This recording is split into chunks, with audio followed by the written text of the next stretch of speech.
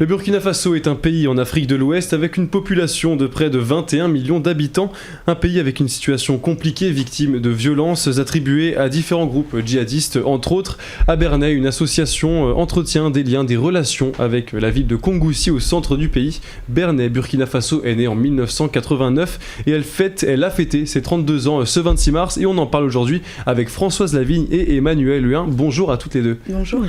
Alors, dans un premier temps, donc, est-ce que vous pouvez un petit peu nous raconter les objectifs de cette association? Elle a différents axes de développement, hein, on va y revenir. Le premier, c'est notamment de favoriser les échanges humains et culturels avec la ville de Kongoussi. Donc, il y a eu dans le temps des correspondances scolaires, etc. Qu'est-ce qu'il en est aujourd'hui? Quels sont les objectifs de l'association?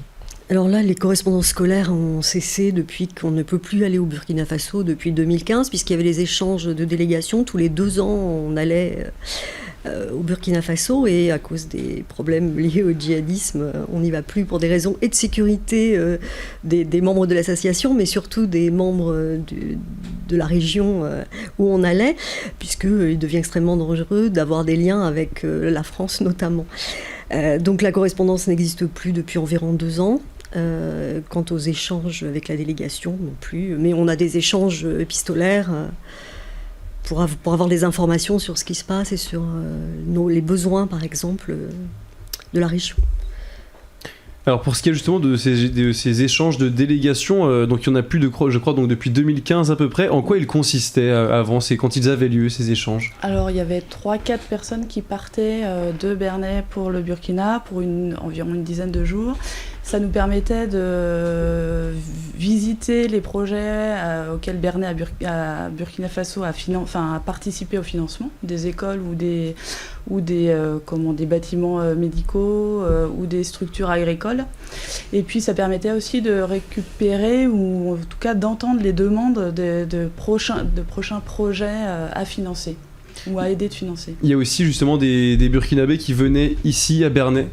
Alors il y a des Burkinabés qui sont venus à Bernay, mais ça remonte à 1999. Les échanges se faisaient par courrier en fait à l'époque et maintenant par internet, un peu par internet. Merci la technologie du coup avec la situation actuelle.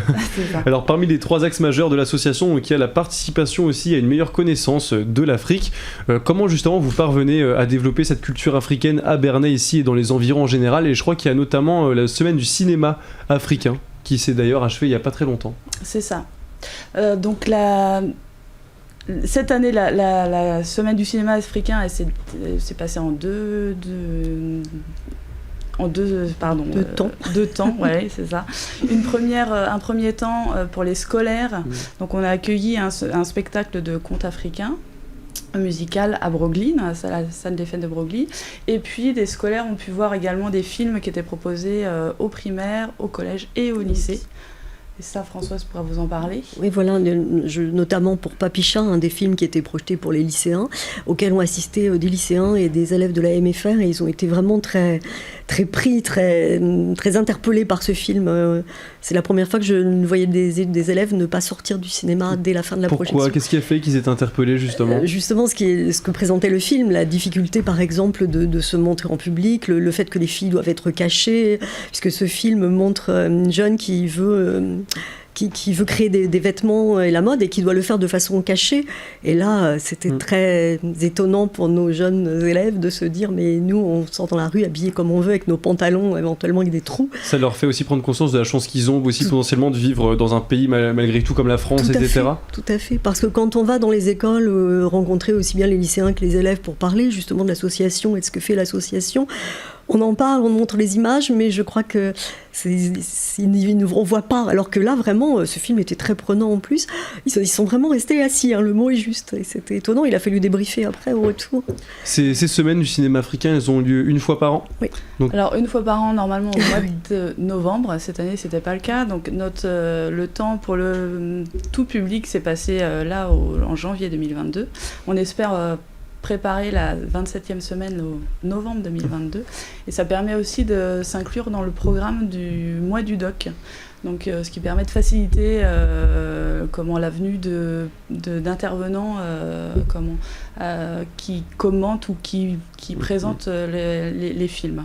Alors vous menez pas mal de projets sur l'aspect éducatif, c'est l'un des grands axes de l'association, et vous collaboreriez peut-être, vous allez nous expliquer la situation, avec le groupe scolaire Sankondé, donc qui est au Burkina Faso justement. Qu'est-ce qu'il en est actuellement de ce projet, avec la situation là-bas actuellement, et qu'est-ce que ce projet ? Comme tu veux. Emmanuel. donc le Sankondé, il faut savoir que c'est un village qui est au nord de Kongoussi, qui n'est pas électrifié. Donc ça, c'est la situation géographique. Après, c'est un projet Sankondé avec lequel on a des relations depuis 2011, où on a d'abord on a financé une partie de la construction d'une école primaire de 3 classes et de 3 logements pour les instituteurs qui viennent forcément de l'extérieur en fait, du village.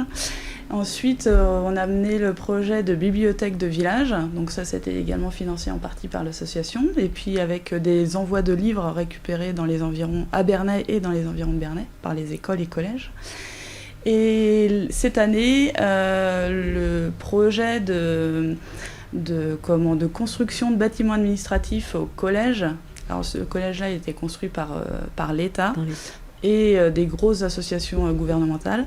Et donc la demande, ça a été faite de construire un bâtiment qui pouvait accueillir une salle des professeurs et un bureau du directeur. Donc là, la construction est terminée et le collège fonctionne, l'école primaire fonctionne malgré la situation. Donc vous pouvez plus y retourner, mais malgré tout, votre tâche à ce niveau-là a été faite ? Oui, complètement. C'est ça, oui. Alors, les échanges scolaires, les correspondances, etc., donc c'est compliqué, en ce moment, on a pu le dire, mais vos associations font des interventions dans les écoles, d'après ce que j'ai pu comprendre. Qu'est-ce qu'il en est de ces interventions ? De quoi il s'agit ? C'est-à-dire qu'on y va à la demande d'enseignants, soit qui nous ont rencontrés, soit qui nous connaissent, et on essaie de présenter soit aux élèves, soit aux lycéens, ce que fait l'association, ce qui peut se passer dans la région de Kongoussi, pour montrer aussi que, par exemple, notamment que ces enfants ont envie d'aller à l'école. On a des classes de 80, 100 élèves. Ce qui n'est pas rien. Ce qui n'est pas rien. Et ils ont très envie d'aller à l'école, ces enfants. Mais pour rien au monde, ils n'iraient pas quand les nôtres attendent toujours de pouvoir ne pas y aller, par exemple. Et voilà, et l'idée, c'est de montrer aussi une ouverture culturelle, apporter autre chose à nos élèves qui sont parfois un petit peu renfermés sur la Normandie. Alors, j'ai dit en début d'émission, l'association va souffler ses 32 bougies, a soufflé ses 32 bougies déjà. À votre avis, qu'est-ce qui a fait que justement l'association a perduré dans le temps ? Qu'est-ce que ça vous fait de voir ça déjà ? Pour eux, c'est très très bien. Voilà. Qu'est-ce qui a fait que ça a perduré ? Je pense que c'est... Des personnes. Oui, c'est ça. C'est mené par... ça a été créé... par des personnes qui y croyaient, qu'on su emmener des personnes avec eux qui y croyaient aussi, quoi. Et donc ça continue. Et puis qui ont donné envie que ça perdure. On n'a pas envie d'arrêter, même si ça. c'est pas toujours simple, parce que l'association compte une 30aine de membres. Oui, c'est ça. Et c'est pas forcément évident, quoi. On est nombreux. Vous avez fêté justement cet anniversaire le 26 mars dernier. Quel a été le programme justement de cette petite fête, si on peut dire ça comme ça ? Alors il y avait une partie ouverte à tout le public, où on accueillait le public donc à la salle des fêtes de Bernay, avec une partie où on présentait l'association par les images. Il y avait des panneaux photos qui retraçaient l'historique, il y avait des petits courts-métrages, des jeux africains, un concert de kora. Voilà. Et vous, personnellement, qu'est-ce qui vous a poussé à vous engager dans cette cause-là, très brièvement ? Françoise, je vous en prie. Alors moi, c'est une de mes anciennes collègues et amies qui m'a dit « Tu voudrais pas nous rejoindre parce qu'il faudrait des membres supplémentaires ?» Alors j'ai dit oui, j'y suis allée, j'y suis restée. Vous avez gentiment dit oui. Voilà. Mais j'étais aussi très intéressée, et notamment le festival du film africain m'a toujours portée, depuis qu'il existe, je crois que je n'ai jamais raté un film. Et pour vous, Emmanuel ?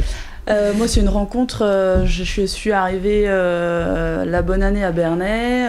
J'ai été au forum des associations et les personnes que j'ai rencontrées ont fait que j'ai signé. Vous avez donc bien fait. On peut venir en aide à l'association via votre site internet, donc soit en devenant bénévole ou en faisant des dons. Donc votre site internet c'est bernayburkinafaso.wordpress.com. Donc n'hésitez pas à vous y rendre en tout cas si vous voulez avoir plus d'informations sur l'association, adhérer ou faire simplement des dons. Merci beaucoup à toutes les deux d'avoir été avec nous pour cette émission. Elle est disponible comme d'habitude en podcast audio et vidéo sur notre site internet application Radio Sensation.